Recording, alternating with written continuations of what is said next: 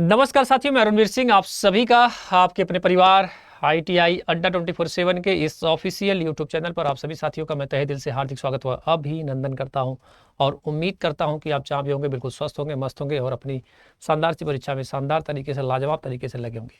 दीपावली का त्यौहार मना लिया आप लोगों ने? अब पढ़ाई कर लेते हैं। हाँ, थोड़ी सी आज भी पढ़ाई हो जाए। हाँ, ज़रूरी है, रिविज़न करना है, कुछ करना है तो करना ही पड़ेगा, क्योंकि आपको भी पता है कि हम लोग 4 बार पढ़ रहे हैं और जितना हो सकता है पिछले 1 साल से जितना भी इंपॉर्टेंट क्वेश्चन है, सब क्वेश्चन आपके लिए लाकर आ रहा हूँ। अब आपके डिमांड पे टॉपिक वाइज का एक प्रैक्टिस सेट भी चला रहा हूँ, जिसमें से आप सभी को रिवीजन भी हो जाएगा और आपको कई चीज़ें नया भी सीखने को मिल जाएगा। ठीक है, तो जल्दी से आप लोग लाइव सेशन से जुड़ जाइए और हिम्मत रखिए, जज्बा रखिए, ताकि आप भी अपनी जो एक सपना देखा उसको हर हालत में पूरा करना सीखिए। और लोगों का काम क्या है, कहना करना। और उम्मीद ये भी करते हैं कि आप लोग लगातार पढ़ रहे होंगे और हमेशा रिवीजन करते होंगे, क्योंकि अगर आप रिवीजन नहीं करोगे ना तो भूल जाओगे, है ना। और भूलना आदमी का एक, अगर मैं कहूँ आपसे तो एक वो है क्या, प्रकृति होती है। यानी कि अगर इंसान भूल जा रहा है तो उसकी प्रकृति, उसका नेचर होता है और हर इंसान से गलतियाँ होती हैं। तो इसके लिए आप परेशान बिल्कुल ना होइए कि गुरुजी ऐसा है वैसा, ऐसा कुछ नहीं है। कंटिन्यू करते हैं, एक पेन मैं निकाल लेता हूँ और हम लोग क्लास को आगे बढ़ाते हुए लेकर चल रहे हैं। आइए भैया, चलिए आइए। माँ सरस्वती से आपको भी पता है कि हमेशा रोज माँ सरस्वती से आशीर्वाद ही लेकर क्लास को स्टार्ट किया जाता है और आज भी हम माँ से आशीर्वाद लेंगे और क्लास को स्टार्ट करेंगे। सवाल कर रहा है भैया आपसे पहला वाला कि एक शक्ति ट्रांसफार्मर की प्राथमिक वाइंडिंग में यदि तरंग के स्थान पर वर्गाकार तरंग का वोल्टेज अप्लाई करेंगे तो क्या होगा। मैंने कहा था आपसे क्या, जा तरंग मतलब समझ रहे हैं, साइनोसोडल वेव। कौन सा? Sinusoidal wave. और साइनोसोडल वेव किस में चलता है? इस तरह से चलता है, पॉजिटिव नेगेटिव, है ना। भाई ऊपर ही पॉजिटिव नेगेटिव होता है, ठीक है। और इनका क्या नाम है कि इसकी जगह हमने क्या किया, वर्गाकार तरंग दे दिया। क्या दे दिया? अब इस तरह से चल रहा है, किस तरह से? इस तरह से चल रहा है, वर्गाकार तरंग दे दिया, ठीक है। तो क्या होगा, ठीक है, तो क्या होगा? पॉजिटिव नेगेटिव हमारा यहाँ पर है, तो क्या हो जाएगा? तो एक शक्ति ट्रांसफर प्राथमिक वाइंडिंग में यदि ज्या तरंग स्थान पर वर्गाकार तरंग का बोल्ड करते हैं तो क्या होगा, बताइए भैया। ताम क्षति कम होगी, शोर का स्तर कम होगा, लौ क्षति कम होगी, लौ क्षति अधिक होगी, क्या होगी?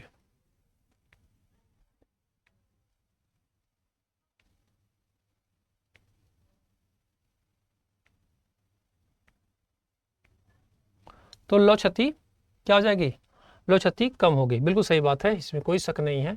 आप लोगों का बहुत बढ़िया उत्तर आ रहा है, सी वाला। लौ क्षति क्या हो जाएगी हमारी? कम हो जाएगी। आयरन लॉस हमारी क्या हो जाएगी? कम हो जाएगी। तो पहले का ऑप्शन नंबर सी, लौ क्षति क्या हो जाएगी हमारी? कम हो जाएगी।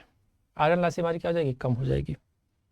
आगे आइए 2 नंबर पे, ट्रांसफार्मर का ओपन सर्किट परीक्षण कैसा देता है? तो भाई साहब, खुला परिपथ, शॉर्ट सर्किट। तो खुला परिपथ अगर मैं बात करूँ तो चुंबकीय हानि जिसे बोलते हैं, और आपको पता है कि इसको हम मैग्नेटिक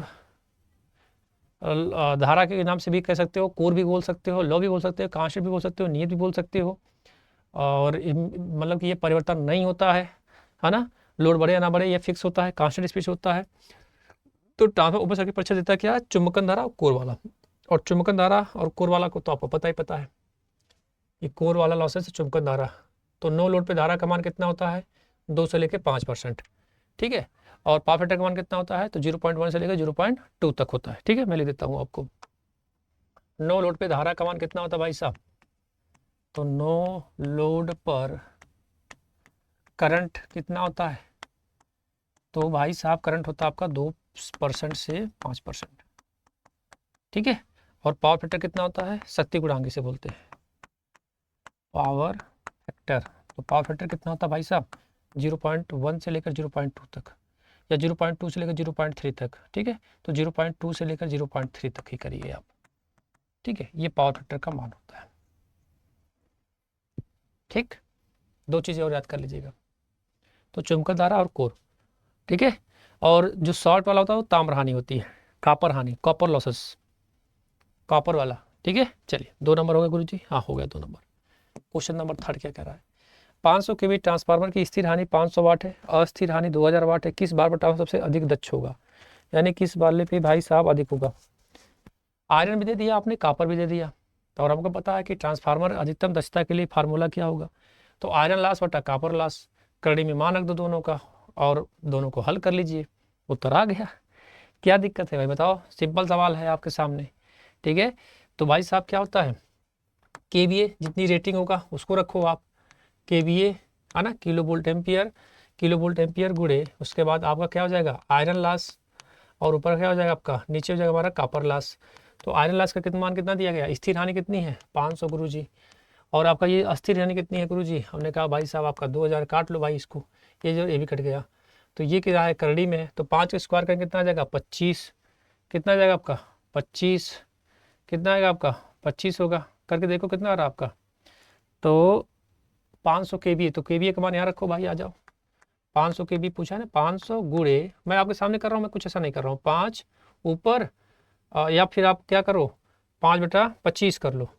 तो एक काम कर लेते हैं, काम 5 1 5 कर लेते हैं, 5 को 20, 1/4 कर लेते हैं, क्या कर लेते हैं 1/4, और 1/4 को अगर हम बाहर करेंगे तो क्या हो जाएगा आपका, आप खुद सोचो कि 1/4 होगा, यहाँ पर क्या हो गया आपका वैल्यू 1/4, तो करड़ी में 1/4 होगा, अगर करड़ी में आपका 1/4 अगर होगा तो बाहर करेंगे कितना आएगा आपका 1/2, कितना आएगा 1/2, तो 1/2 आ गया, क्या आ गया आपका 1/2, तो 500 गुणे 1/2 डिवाइड करो भैया आप 250, 250 K B, 250 K B, 250 K B, K B into power iron loss बटा कॉपर लॉसेस, 1500/2000, अरे 1500 करा 500/2000 डिवाइड किया हमने, काट लिया उसको, और एक बटा मतलब कड़ी में 1/4 आया, हमने उसको बाहर किया कड़ी से तो 1/2 आ गया, 500 गुणे 1/2 कर दिया 250, 250 के भी आएगा। क्वेश्चन नंबर 4 क्या कह रहा है गुरुजी, फार्मूला याद करो बस, के बी इंटू आयरन बटा कॉपर, अरे तो लग गया सवाल फट से, के बी पे रखो उसको रखो, हल करिए लग जाएगा। एक 2 केवी ट्रांसफार्मर का लौ हानि 150 वाट तथा पूर्ण भार प्रताप हानि 250 वाट है, यदि ट्रांसफार्मर अधिकतम दक्षता पर कार्य करे तो कुल हानि कितनी होगी। कुल हानि को तो जोड़ दो भाई, कुल हानि जब पूछे तो भाई साहब क्या करो जोड़ दो भाई, कुल हानि पूछे क्योंकि आपको पता है कि अधिकतम दक्षता की शर्त क्या होती है, लौ हानि बराबर कॉपर हानि, ध्यान दीजिएगा। यानी जब हम पढ़ते हैं कहते हैं अधिकतम दक्षता यानी मैक्सिमम इफिशियंसी, मैक्सिमम इफिशियंसी के लिए फार्मूला क्या भाई, तो लौ हानि प्लस उसके बाद आपका क्या जाएगा, अरे प्लस कर रहा हूँ, बराबर लौ हानि बराबर क्या हो जाएगा आपका कॉपर हानि, क्या जाएगा आपका कॉपर हानि, कॉपर हानि, तो लौ हानि का मान कितना है, तो लौ हानि का मान कितना है गुरुजी 150, इसका मतलब कॉपर भी हमारा 550। अब कुल हानि कहा इन्होंने, तो कुल हानि के लिए अभी तो हम लोग कुछ दिन पहले एक सवाल बताए थे आपको, 150 ऐड कर दिए इसको, कितना देगा 300 वाट, कितना आ गया 300 वाट, ऐड करिए 300 वाट, जोड़ दो भैया 300 वाट को।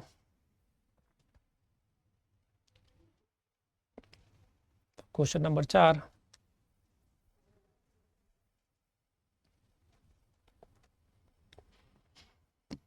शक्ति ट्रांसफार्मर में प्रयुक्त तेल किस लिए होता है बताओ भैया, स्नेहन के लिए होता है, शीतलन के लिए होता है, प्रतिरोध के लिए होता है, कोई नहीं।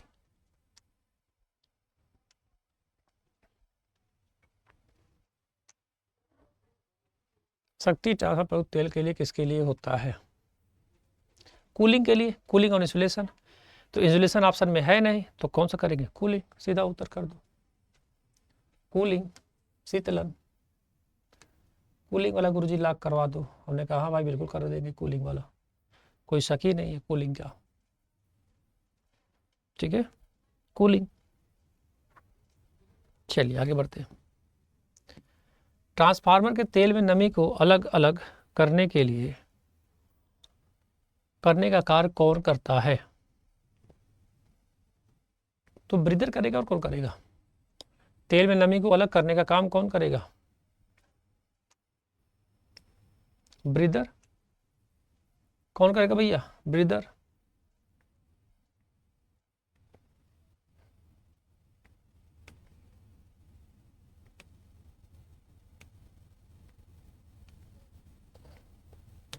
ब्रीदर। एक ऑटो ट्रांसफार्मर का टर्न रेशियो के है, प्राथमिक वाइंडिंग से द्वितीयक वाइंडिंग की चालकता शक्ति कितनी स्थानांतरित होगी,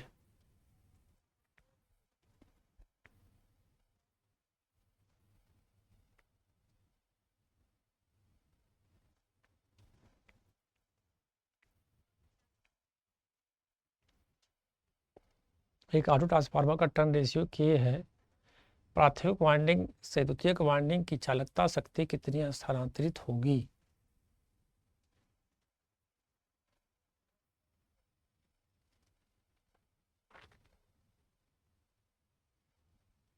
के 1 माइनस के माइनस 1 के स्क्वायर क्या होगा, तो के होगा और क्या होगा, क्योंकि ऑटो ट्रांसफार्मर जो होता है उस पर क्या होता है भाई साहब, टेपिंग करते हैं, ठीक है, और बीच से एक निकाल लिया, तो एक हमारा इंडक्टिव रूप से और एक हमारा कौन सा कंडक्टेंस रूप से, तो इंडक्शन और कंडक्टेंस दोनों रूप से होता है, तो बीच में मान लीजिए हमारा टेपिंग के हो गया, तो मान लीजिए आधा हमारे किससे जुड़ा हुआ है, कंडक्टेंस के रूप में, चालकत्व के रूप में कंडक्टेंस, और इसका इंडक्टेंस, यानी दोनों से जुड़ा हुआ है, ठीक है, यानी इंडक्शन जिसे बोलते हैं, तो के होगा और कैसे होगा, के करो, के से डिनोट कर रहे हैं ना के, तो चालकता शक्ति कितनी स्थानांतरित होती है, तो टर्न रेशियो के है, तो प्राथमिक वाइंडिंग तो के ही होगा, कौन सा होगा गुरु जी, के को लॉक करवा दो, एक ऑटो ट्रांसफार्मर टर्न रेशियो के है, प्राथमिक वाइंडिंग और द्वितीयक वाइंडिंग की चालकता शक्ति कितनी स्थानांतरित होगी, तो भाई के आपके सामने बना हुआ है, जो भी आपको ऑटो ट्रांसफार्मर लगाना टेपिंग से कर लो भाई, ठीक है, ये कॉमन होता है, ऊपर वाला कॉमन यहाँ पे होता है, ठीक है, चलिए कॉमन कनेक्शन 7 हो गया गुरुजी, हाँ हो गया।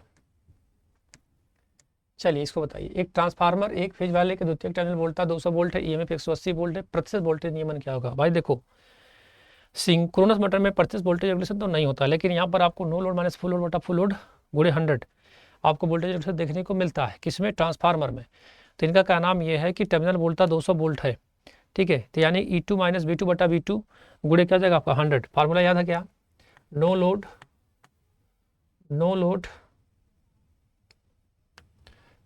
Minus full load, no load minus full load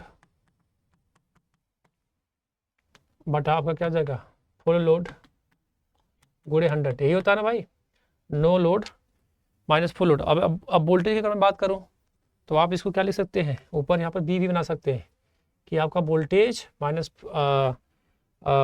full no load, माना कि नो लोड पे वोल्टेज, यानी वी बना सकते हो आप इसको, वी बना सकते हो, यहाँ पे वी बना सकते हो, यहाँ पे वी बना सकते हो, तो नो लोड मैंने आपको क्या लिख दिया, सीधा ऐसे लिख दिया कि नो लोड यानी करके बना दिया, लेकिन आपका फुल लोड बटा फुल वोल्टेज लोड या बटा माइनस नो फुल लोड बटा फुल लोड गुणे 100 होता है, ठीक है, ये फार्मूला होता है, या फिर आप इस तरह से बना लो आप E2 माइनस V2 बटा V2, कैसे बनाएंगे गुरु जी बताओ आप, लो मैं बता रहा हूँ आपको, E2 माइनस V2 बटा V2 गुणे 100, ठीक है, तो E2 का मान कितना है, E2 का मान कितना है, तो EMF का मान कितना है, देखो लिखो साफ साफ लिखा है 180 गुरु जी, V2 का मान कितना है गुरु जी, तो आपके सामने लिखा है 200, तो 200 कर दो भाई साहब, फिर क्या जाएगा हमारा 180, बात वही है, मैंने दोनों फार्मूला बताया आपको ट्रांसफार्मर रेशियो का, ये भी होता है वो भी होता है, no load minus full load बटा फुल लोड गुणे 100, या फिर E2 माइनस V2 बटा V2 गुणे 100, जो चाहे वो आप लगाओ, 100 करो भाई, 180 में से 200 का जाएगा कितना जाएगा आपका, तो आपको पता है कि यहाँ पर कोई फर्क नहीं पड़ता है, माइनस से कोई मतलब नहीं होता है, तो इसको हम घटाएंगे कितना आएगा हमारा गुरु जी, तो गुरु जी हमारा आएगा 20, तो अब या तो आप अच्छा इसमें माइनस दिया तब कोई बात नहीं, आ जाओ तब तो लगा लो आप 20 बराबर क्या जाएगा 180 गुणे आपका हो जाएगा 100, काट लो भाई, कट गया गुरु जी, ये कितना हो जाएगा आपका 0 बढ़ जाएगा, इसको इधर कर देते हैं ना, इसको बैठा देते हैं, यहाँ हो जाएगा, अब 18 का 200 में भाग दो भाई, तो 18 का 200 में भाग देंगे गुरु जी कितना आएगा हमारा, लगभग आपको मिलेगा 10, और ये आप माइनस लगा दो, -10%, -10%, तो कौन सा होगा, बी वाला, आसान सवाल था, E2 माइनस V2 कर लो, या no load minus full load बटा फुल लोड गुणे 100, और सबसे अच्छा रेगुलेशन होता है स्टेप डाउन वाला, E2 माइनस V2 बटा V2 गुणे 100। चलिए 9 नंबर पे आइए, यदि सिलिकॉन में 50% लौ की मात्रा वृद्धि कर देंगे तो क्या होगा,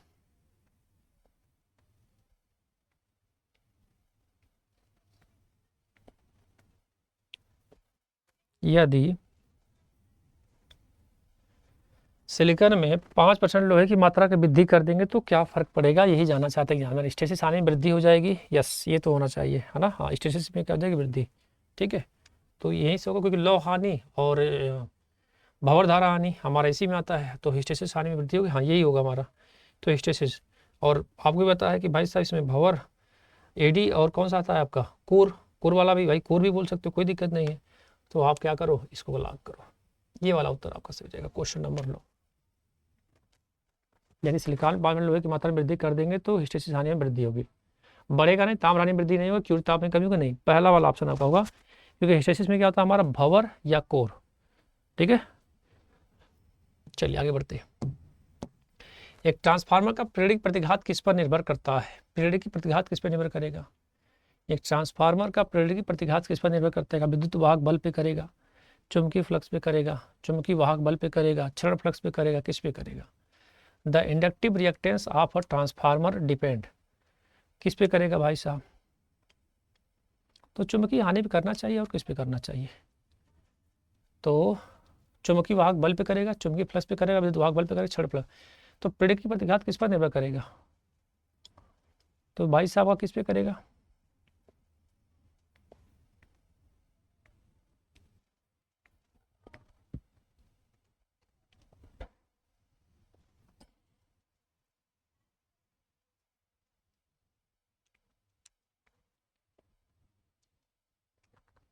विद्युत वाहक बल पे करेगा नहीं, चुंबकीय वाहक बल पे करेगा, चुंबकीय फ्लक्स पे करेगा, या फिर आपका क्षण फ्लक्स पे करेगा। एक ट्रांसफार्मर प्रेरक की प्रतिघात किस पर निर्भर है? क्षण फ्लक्स पे करना चाहिए, लीकेज फ्लक्स पे करना चाहिए। क्षण फ्लक्स होगा आपका उत्तर, कौन सा होगा? क्षण फ्लक्स होगा भैया। क्या होगा आपका? क्षण फ्लक्स होगा। कौन सा होगा हमारा गुरुजी? क्षण फ्लक्स होगा। ठीक है, क्षण फ्लक्स होगा भैया। ठीक है, हाँ क्षण फ्लक्स वाला है। डी को लॉक करो आप, इसको लॉक करो आप, 10 का डी। 11 नंबर, एक वितरण ट्रांसफार्मर का चयन किस आधार पर करते हैं? एक वितरण ट्रांसफार्मर का चयन किस आधार पर करते हैं? वोल्टेज विनियमन के रूप में, या फिर पूर्ण दिवस दक्षता के रूप में, दक्षता के रूप में, या कोई नहीं?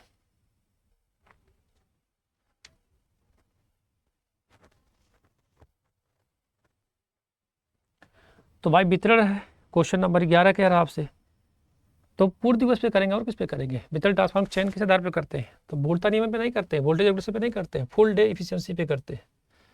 तो पूर्ण दिवस दक्षता पे लगाओ भाई, सोचना क्या इसमें। और आपको पता है कि इसकी इफिशियंसी का मान कितना होता है? 50%। पावर का कितना होता है? तो पावर ट्रांसफार्मर का 98%। ठीक है, चलिए। एक डेल्टा डेल्टा संयोजित ट्रांसफार्मर की क्षमता 30 kVA है, यदि एक फेज खुल जाएगा तो ट्रांसफार्मर की शक्ति क्या होगा? एक डेल्टा डेल्टा का है भाई साहब, अगर खुल गया एक फेज तो क्या होगा? 30 kVA का। ठीक है, तो कोई दिक्कत नहीं है, डेल्टा है, एक फेज खुल गया तो इसका मतलब 0.577 हो गया, और जितना इन्होंने वैल्यू दिया उसमें गुणा कर दीजिए, आपका मान आ जाएगा। करना क्या है यार, परेशान मत हो, सवाल में कुछ भी नहीं है। एक डेल्टा डेल्टा संयोजित ट्रांसफार्मर की क्षमता 30 kVA, यदि एक फेज खुल जाएगा तो ट्रांसफार्मर का शक्ति क्या होगी? ट्रांसफार्मर की शक्ति क्या होगी? डेल्टा डेल्टा में तो कितना होता है भाई साहब? तो भाई जब ये एक फेज खुल गया डेल्टा डेल्टा, मान लीजिए कि आपका ये डेल्टा कनेक्शन है, ठीक है, और किन्हीं कारणों से आपका अब इस तरह से हो, यानी एक फेज खुल गया, डेल्टा हो गया है, इस आकृति में हो गया, तो आपको पता है कि बट्टा करड़ी में 3 होता है, या फिर इसका वैल्यू क्या होता है, हम लिखते हैं 1/0.577, है ना, या 0.577 लिखते हैं इस वैल्यू, सॉरी 1 हमने कर दिया इसको, 1/करड़ी में 3, या फिर करड़ी में 3 का मान कितना होता है? 1.732, कितना होता है? 1.732 भाग देते हैं तो कितना वैल्यू मिलता है हमको?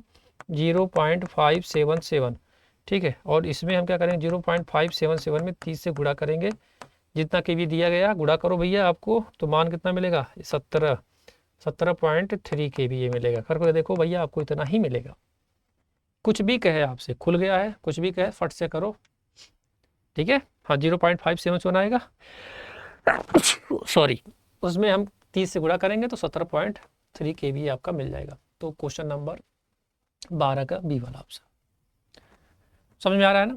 चलिए, एक छोटा सा प्रमोशन है आप लोगों के लिए, वही जो रोज़ हम बताते हैं, खासकर उन नए बच्चों को, पुराने बच्चे तो उनको पता है, लेकिन जो बच्चा अगर जुड़ना चाहता है, कोई भी कोर्स परचेज करना चाहता है, तो जाए सर्च करें अभी गूगल पे जाइए, देखो भैया अड्डा 24/7, जो भी बैच आपको परचेज करना सर्च करो आप, और ये हमने सर्च कर दिया। जैसे हमने सर्च किया इसको, तो इस तरह से आपके सामने कॉलम बन के आएगा ऑल कोर्सेज का। इस ऑल कोर्सेज पे जाने के लिए श्रीमान जी करना पड़ेगा इसको क्लिक। अब जैसे आप यहाँ पहुँचते हैं तो कहाँ पे जाना पड़ेगा आपको, एजी एग्जाम पे जाना पड़ेगा। एजी एग्जाम में कौन सा होगा हमारा, इलेक्ट्रिकल इंजीनियरिंग होगा। इलेक्ट्रिकल इंजीनियरिंग में कौन सा होगा, ITI होगा। और यहाँ पर हमारा सफलता बैचेज लगे हुए हैं। सफलता बैच BSPCL का सिलेक्शन बैचेज लगे, निश्चय बैच है, रामबाण स्पेशल क्लासेज है। रामबाण में क्या है मेरे प्यारे साथियों कि इसमें आपको ओनली फॉर इलेक्ट्रीशियन की क्लासेस चल रही हैं और शानदार सी क्लास में पढ़ा कर आया हूँ। ठीक है, मैं पढ़ा कर अभी आया हूँ। और ये भाई साहब हमारा सफलता बैच है। कौन सा बैच है, सफलता बैच है, जिसमें आपको श्रीमान जी पूरे नॉन टेक और साथ ही साथ में ई बुक मिल रहा है। ई बुक में ये बेनिफिट हो जाएगा, अगर आपको चाहते हैं ये बुक तो भाई साहब इसमें आप अपने चैप्टर को निकाल लीजिएगा, 18 चैप्टर को, उसी को लेकर आप पढ़ लीजिएगा। ठीक है, कि कौन कौन सा हमारा आएगा। तो भाई साहब कोई भी कूपन कोड लगाने के लिए एक कूपन कोड बता देता हूँ आपको, आप लगाइएगा Y835। क्या लगाइएगा, इस कूपन कोड कोई भी बैच परचेज करिएगा डबल बेल्टी के साथ आपको मिल जाएगा। ठीक है, तो अभी भी आज का ऑफर डेट है, आप चाहें तो ले सकते हैं। ठीक है, तो आप कूपन कोड लगाइएगा महाराज, मैं बता रहा हूँ आपको Y835। Y कोई भी बैच परचेज करिए तो आप ये लगाइए Y835, अप्लाई कर दीजिए। 799 रुपये मिल रहा है, हो सकता है कि आपको 750 रुपये मिल जाए, मोबाइल से लेंगे तो और सस्ता मिल जाएगा। तो आप एक बार चेक कर लीजिएगा जरूर, जब भी बैच परचेज करिएगा तो एक बार चेक जरूर कर लीजिएगा। तब तक हम लोग आगे बढ़ते हैं। सवाल अच्छा लग रहा है तो लाइक भी कर दीजिएगा। निम्न में से कौन सा परीक्षण रेटेड वोल्टेज पर किया जाता है, ओपन सर्किट, शॉर्ट सर्किट, अर्थ फॉल्ट, कौन सा परीक्षण ऐसा है जो रेटेड वोल्टेज पे करते हैं, रेटिंग वोल्टेज पे करते हैं। रेटेड मतलब समझ रहे हैं, जैसे मान लीजिए आपके पास कोई फेस टेस्टर है, आपके पास मान लीजिए फेस टेस्टर है, आप जैसे ही उसको लगाएंगे तो वो रेटेड वोल्टेज हो गया। आपने जो वोल्टेज लगाया जैसे हटाया खत्म, हटाया लग गया। समझ में, समझ में आया। तो कौन सा हो जाएगा, ओपन, शॉर्ट, अर्थ। 13 नंबर में कौन सा हो जाएगा, तो भाई साहब किस पे करेंगे, ओपन सर्किट, डायलेक्ट्रिक टेस्ट नहीं, अर्थ फॉल, ओपन सर्किट। ये क्या लिख दिया इसने क्वेश्चन नंबर 13 पे, ओपन सर्किट होना चाहिए। कौन सा परीक्षण वोल्टेज पे किया जाता है, तो ओपन सर्किट होगा। कौन सा परीक्षण रेटेड वोल्टेज पे किया जाता है, ओपन। ओपन ओपन मतलब समझ रहे हैं, खुला, नहीं समझे। अरे खुला मतलब कि जो चुंबकी वाली होती है रेटेड पे किया जाता है, रेटेड वोल्टेज पे करते हैं। प्राथमिक पे कम वोल्टेज देते हैं और दूसरे तरफ हम अमीटर लगाते हैं। ठीक है, ये वाला, ठीक है, ये वाला साइड, ठीक है, ये आपका प्राइमरी साइड, सेकेंडरी साइड। ठीक है, तो ओपन, और यही इसी पे जो हम सप्लाई देंगे वो किस पे देंगे, यहाँ से जो भी जोड़ेंगे कनेक्शन जो भी लगाना होगा तो वो ओपन होगा। और कौन सा होगा, रेटेड वोल्टेज होगा। और रेटेड वोल्टेज का मान कम ही रखा जाता है, रेटेड वोल्टेज, रेटेड वोल्टेज। तो कौन सा जगह, question number 13, open circuit. 14 number पे आ जाइए, डेल्टा संयोजन कुंडली का उपयोग किसमें करते हैं,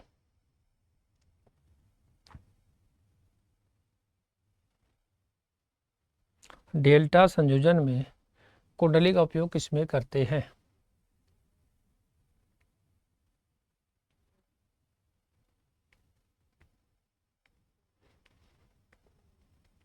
प्राथमिक संचालन प्राथमिक वाइंडिंग में, द्वितीयक संचालन ट्रांसफार्मर द्वितीयक वाइंडिंग में, प्राथमिक वितरण संचालन ट्रांसफार्मर के प्राथमिक वाइंडिंग में, द्वितीयक वितरण ट्रांसफार्मर के द्वितीयक वाइंडिंग में। तो डेल्टा संयोजन का उपयोग किसमें करते हैं, तो प्राथमिक संचरण होगा। और कौन सा होगा, प्राइमरी ट्रांसमिशन। तो secondary winding, secondary transmission, primary winding, primary distribution, और द्वितीयक वितरण संचालन ट्रांसफार्मर द्वितीयक वाइंडिंग में, प्राथमिक वितरण, प्राथमिक संचरण,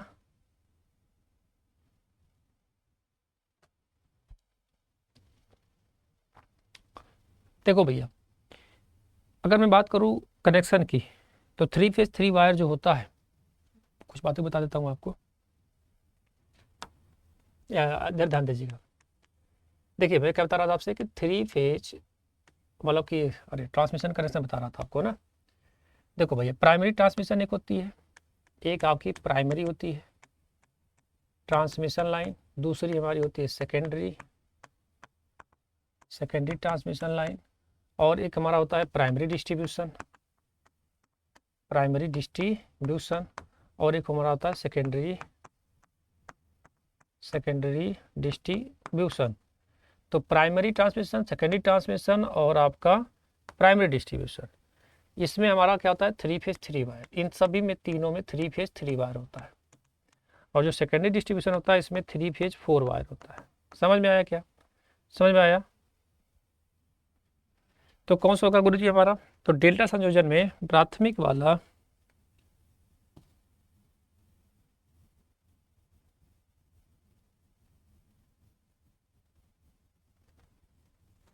चलिए, तो इसमें हमारा कहाँ गया यार, 15 नंबर पे आ गए। आ जाओ इधर आ जाओ। हाँ, प्राथमिक संचरण में, प्राथमिक वाइंडिंग में डेल्टा संयोजन कुंडली का उपयोग किसमें करते हैं? तो मैंने आपको बता दिया, connection 3 phase 3 wire, primary transmission line, secondary transmission, primary, यानी कि इसमें हमारा 3 फेज 3 वायर होता है। तो इसमें किसमें हमारा किया जाएगा महाराज? तो हमारा हो जाएगा और डेल्टा प्राथमिक स्टार, प्राथमिक वितरण, प्राथमिक संचरण, प्राथमिक संचरण। तो प्राथमिक संचरण यानी कि प्राइमरी ट्रांसमिशन, तो सेकेंडरी वाइंडिंग सेकेंडरी ट्रांसमिशन नहीं, प्राइमरी डिस्ट्रीब्यूशन नहीं, और सेकेंडरी वाइंडिंग नहीं, प्राथमिक संचरण, प्राथमिक संचरण लिखा तो है ऊपर भाई। तो प्राथमिक संचरण, प्राथमिक संचरण पहला वाला ही होगा। डेल्टा संचरण कुंडली का उपयोग किसमें करते हैं? तो देखो भैया, जो ट्रांसफार्मर होता है उसमें जो बूस्टिंग लगती है ना, तो 1 2 3 ऊपर वाली बड़ी वाली आपने देखा भी होगा अपने गांव में, और बाहर हमारा 1 2 3 4 बनता है छोटा छोटा। तो ये इसमें जो कनेक्शन होता है ये डेल्टा में ही होता है। तो ये इस तरह से क्या है, प्राइमरी ही तो है, प्राइमरी तो ही है, और ये हमारा क्या बनेगा, सेकेंडरी बनेगा। और अभी हमने आपको क्या बताया, 3 फेज 3 वायर कनेक्शन बताया, किसमें किसमें 1 2 3, तो primary transmission line, secondary transmission और प्राइमरी डिस्ट्रीब्यूशन। तो ये प्राइमरी है, और 1 2 3 और किसमें होता है, डेल्टा में। तो पक्का है कि प्राथमिक संचरण ट्रांसफर प्राथमिक वाइंडिंग, यस यही होगा भी। और डेल्टा संयोजन पूछा भी है, और डेल्टा में करते भी, देखो हमने लिख भी दिया, यहाँ पर सेकेंडरी है, ये किसमें होगा हमारा, स्टार में होगा। किसमें होगा, स्टार में होगा। तो पहला वाला ऑप्शन। गुरुजी हमने कहा बताओ भाई किसको ला करवा रहे हो आप? गुरुजी हमने कहा कि पहला वाला कर दो आप, निश्चित होकर करो, आपका उत्तर सही हो जाएगा। पहले वाला उत्तर बिल्कुल ही परफेक्ट और सही है, ठीक है। हाँ,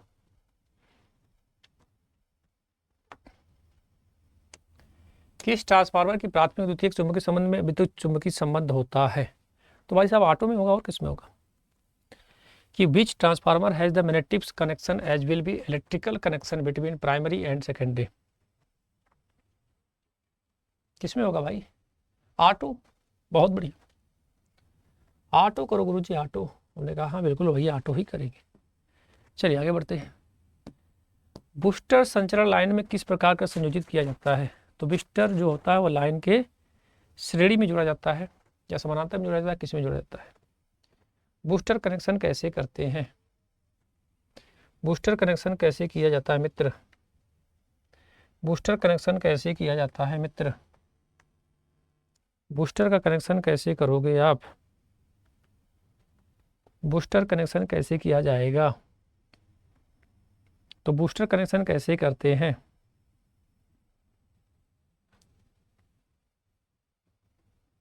जल्दी से बता दीजिए।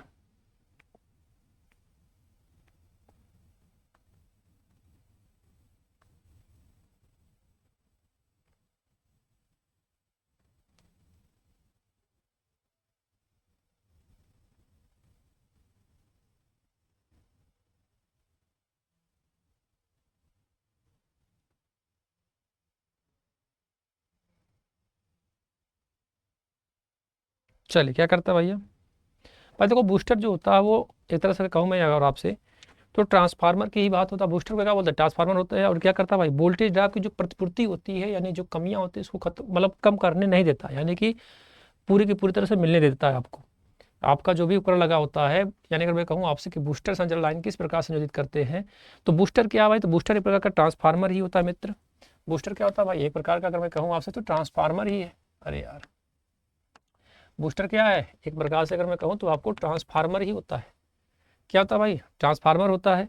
और बूस्टर ट्रांसफार्मर जिसका उपयोग अक्सर हम बिजली के लाइन के अंत में करते हैं, और ये क्या करता है, वोल्टेज की पूर्ति क्या करता है भाई साहब, जो वोल्टेज की जो ड्रॉप की पूर्ति होती है उसको बढ़ाने का काम करता है। यानी कि वोल्टेज की पूर्ति को क्या करता है, वोल्टेज को पूर्ति प्रतिपूर्ति को कम नहीं होने देता, मतलब कि उसको बढ़ाने का काम करता है। और लाइन के कहाँ लगाएंगे, श्रेणी में लगाएंगे। कहाँ लगाएंगे, लाइन के श्रेणी में लगाएंगे, श्रेणी में लगेगा, और कहाँ लगेगा? चलिए, नमी रहित सिलिका जेल का रंग कैसा होता है? तो भाई साहब नमी रहित एक सही अवस्था में तो नीला, नमी हो जाएगा तो क्या हो जाएगा भाई साहब, गुलाबी। तो आसान सवाल था ये, गुलाबी। चलिए आगे बताइए। एक स्टेप अप ट्रांसफार्मर में क्या होता है, प्राइमरी की अपेक्षा सेकेंडरी में टर्नों की संख्या ज़्यादा होती है या कम होती है? स्टेप अप में क्या होगा, रोज पढ़ते हुए आ रहे हो, step up step down. Step up, step down,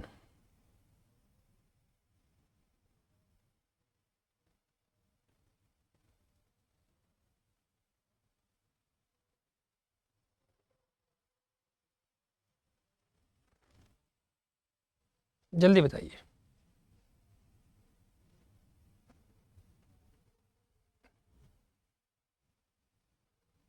अब आप चाहे तो इसको आप कमेंट सेक्शन में भी देख सकते हैं, या श्रीमान जी आप कहे तो मैं अभी बता दूं, रोज बताया गया सवाल है।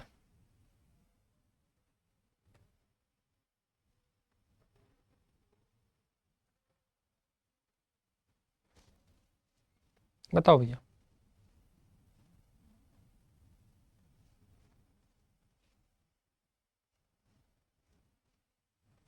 क्या होगा भाई स्टेप अप में? आसान सवाल है यार। चलो नहीं आ रहा तो फिगर बना लो, ऐसे कर लिया करो यार। एक बना और स्टेप अप का आ रहा है तो देखो भैया, अब देख लो, बस काम खत्म आपका। ये स्टेप अप है, step up transformer. Step down करना होगा तो प्राइमरी में फिर संख्या ज़्यादा बढ़ा लेना है आप, इधर क्या कर देना, कम कर देना। ये कौन सा हो जाएगा? Step down. अब तो बता दो महाराज कौन सा होगा गुरुजी। अब तो बता दो कि प्राथमिक में सेकेंडरी वोल्टेज टर्न का अनुपात सदैव उच्च रहता है, प्राथमिक में नहीं, प्राथमिक में सेकेंडरी वोल्टेज टर्न रेशियो का अनुपात सदैव कम होता है, प्राथमिक सेकेंडरी वोल्टेज टर्न रेशियो का अनुपात सदैव समान रहता है। नहीं, सी डी तो होगा नहीं। अब आ जाओ बी पे, ए और बी पे पढ़ते हैं। फिर से क्या कर रहा है भैया? प्राथमिक सेकेंड से सेकेंडरी वोल्टेज टर्न रेशियो का अनुपात सदैव उच्च रहता है, तो प्राथमिक से सेकेंडरी, हाँ ये सही है कि प्राथमिक से सेकेंडरी वोल्टेज टर्न रेशियो का अनुपात सदैव उच्च रहता है। देखो भैया आपके साथ है कि नहीं, ये प्राइमरी सेकेंडरी ज़्यादा उच्च है, तो प्राथमिक से सेकेंडरी वोल्टेज टर्न अनुपात सदैव कम रहता नहीं, कम भी नहीं रहता। प्राथमिक से सेकेंडरी वोल्टेज टर्न रेशियो का अनुपात प्राथमिक से सेकेंडरी वोल्टेज का प्रति नहीं, ये देखो भैया ये स्टेप पर ज़्यादा होगा। तो किसको लॉक करेंगे? लो भाई बता देता हूँ आपको, 18 को लॉक कर दो। ठीक है, चलो आज के सेशन को इधर रहने देते हैं, मिलते हैं आप लोगों से अगले दिन एक और शानदार सी क्लास लेकर। तब तक आप लोग अपना ख्याल रखिएगा, ध्यान रखिएगा। सबको राम राम, जय हिंद, जय भारत।